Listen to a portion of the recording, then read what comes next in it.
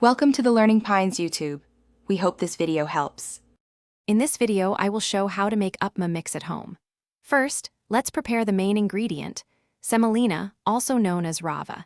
Take 1 cup of coarse semolina and dry roast it in a pan over medium heat.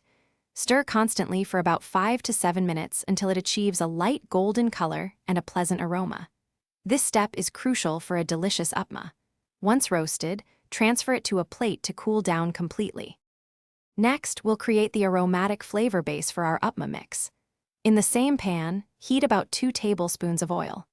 Add 1 teaspoon of mustard seeds and let them splutter. Then, add 1 teaspoon each of urad dal and chana dal, roasting them until they turn a beautiful golden brown. Finally, stir in a pinch of asafoetida, a few fresh curry leaves, and 2 dried red chilies for that authentic taste.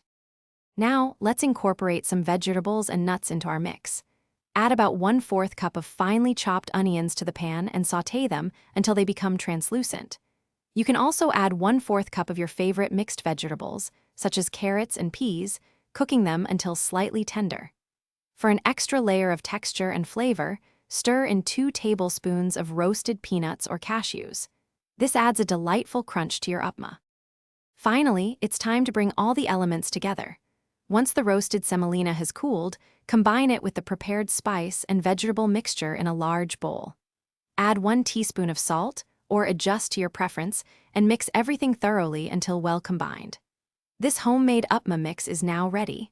Store it in an airtight container in a cool, dry place, and it will stay fresh for up to 3 months. Thanks for watching. Consider subscribing if we helped you.